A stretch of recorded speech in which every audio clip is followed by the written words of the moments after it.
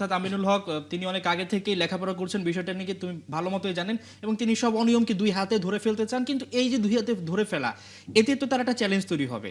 এবং বাংলাদেশের যেইভাবে আমরা দেখি যে সবকিছুতে একটু পলিটিক্স অটোমেটিক্যালি ঢুকে যায়, যে একটা কি তার বিরুদ্ধে সিন্ডিকেট তৈরি হওয়ার কোনো আভাস পাচ্ছেন কিনা, বা সেই ভয়টা তো নিশ্চয়ই থাকছে, ভালো কাজ করতে গেলে অনেক বাধা তৈরি হয়। কি কি চ্যালেঞ্জ হতে পারে আমিনুল হকের জন্য, একেবারে সংক্ষেপে জানবো। না, আপনি দেখেন তিনি কিন্তু রাজপথের সৈনিক, তিনি কিন্তু জানেন এইসব মোকাবেলা তাকে দিয়ে কাবু করা যাবে না।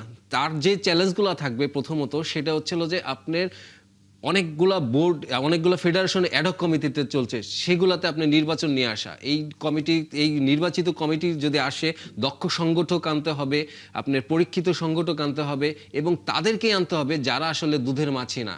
আপনার সময়ের সাথে তারা ওই সব সময় থাকে না, ক্ষমতার কাছাকাছি থাকতে চায় না, তারা আসলেই ক্রীড়াকে ভালোবাসে।